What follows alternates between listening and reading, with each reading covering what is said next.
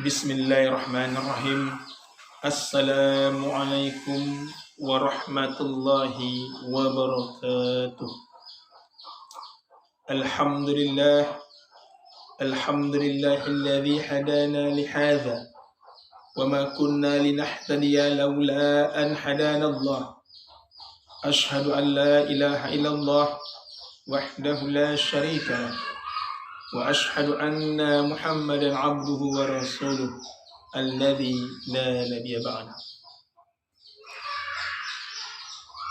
Selamat siang kepada kita semua, dimanapun kita berada, dimanapun Anda berada. Saya doakan semoga Anda dalam keadaan sehat, dimudahkan segala urusannya, dan dimudahkan segala rezeki. Saudara-saudari yang dimuliakan Allah Subhanahu wa Ta'ala.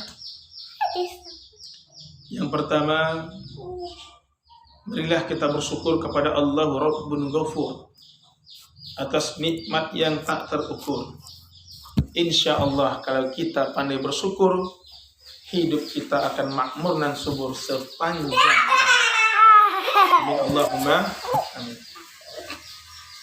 Dan yang kedua, marilah kita berselawat kepada junjungan alam, tauladan umat manusia, rahmat bagi seluruh alam. Beliau Nabi pemimpin umat, Nabi pemberi syafaat, baginda Nabi Agung Muhammad sallallahu alaihi wasallam. Semoga dengan memperbanyak salawat kepada beliau, kita termasuk umatnya yang diakui nantinya di yaumil akhir kelak. Amin Allah.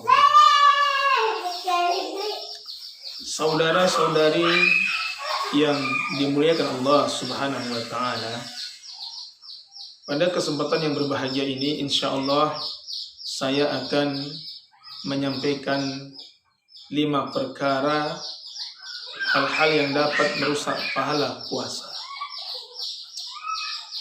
Bapak, Ibu, saudara-saudari yang berbahagia, ada perkara yang dapat membatalkan puasa, ada perkara yang dapat merusak pahala puasa.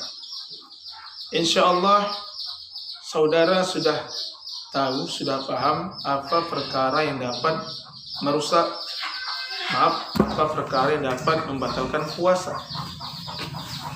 Paham Pak ya? Paham Bu ya? Insya Allah paham semua.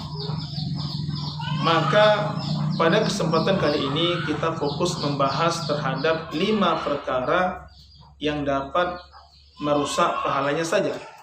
Puasanya tetap sah, tapi kita tidak mendapatkan pahala apa-apa.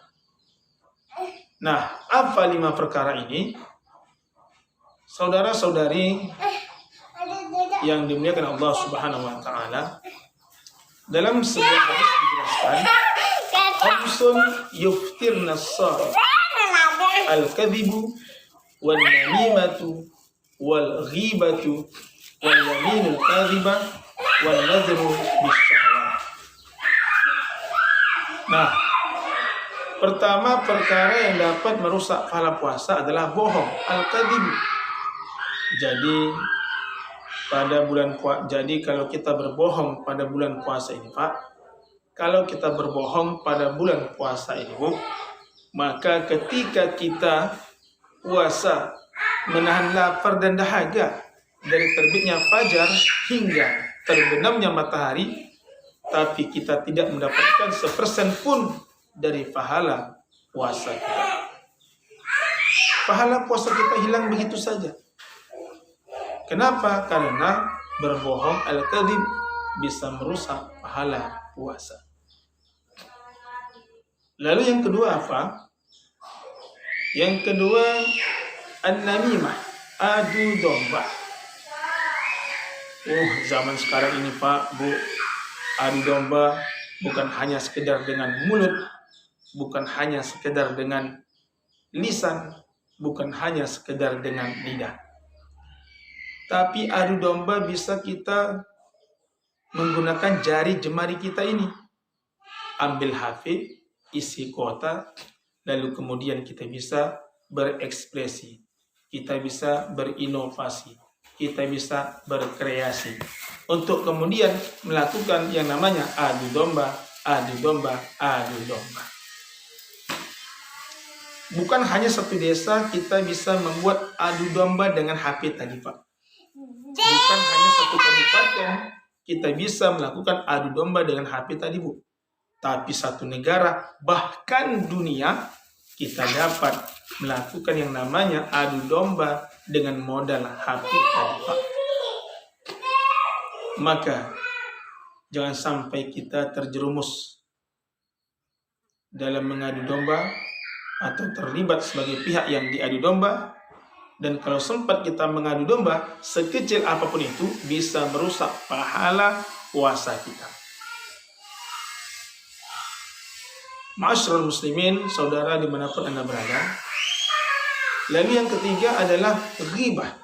Al-ghibatu, mengomongi atau ngomongkan atau membicarakan aib orang lain, tentang kejelekan orang lain.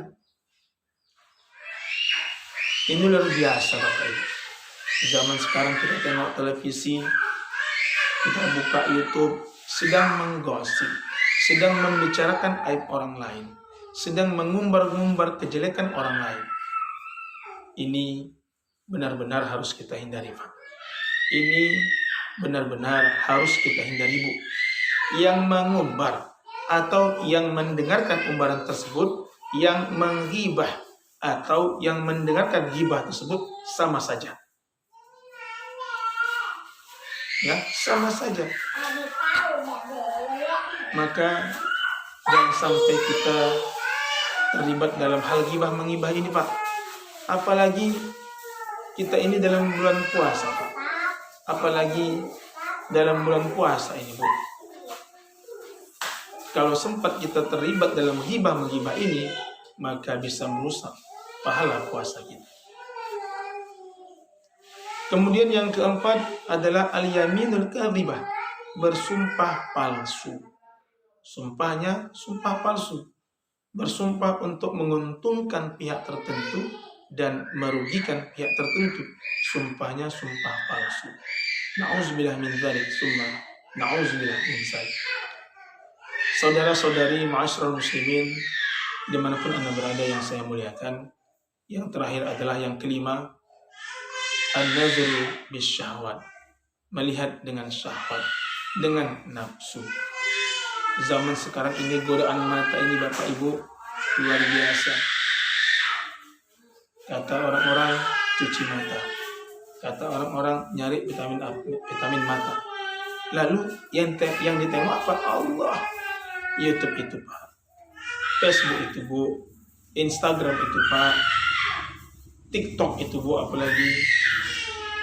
Kalau kita ingin mencari perkara-perkara yang dilarang oleh agama, ingin mencari hal-hal atau perkara-perkara yang bisa membuat dosa mata, luar biasa banyaknya. Luar biasa banyaknya, Bu.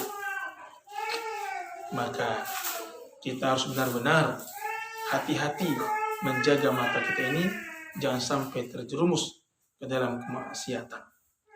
Allah ciptakan mata kita untuk melihat Al-Quran ketika sedang membacanya. Allah ciptakan mata kita untuk melihat kekuasaannya, tanda-tanda kebesarannya. Lalu kemudian kita gunakan untuk bermaksiat kepadanya, untuk mendurhakainya. Bagaimana murkanya Allah Subhanahu wa Ta'ala kepada kita umat manusia. Mudah-mudahan dengan hadirnya bulan Ramadan ini di tengah-tengah kita menjadikan momentum bagi kita untuk menghindari 5 perkara ini. Demikianlah kultum singkat dari saya. Mohon maaf atas segala kekurangan. Terima kasih atas segala kesempatan. Sampai berjumpa lagi di lain kesempatan. Saya akhiri. Wallahu muwaffiq ila aqwamit thoriq. Wassalamualaikum warahmatullahi wabarakatuh.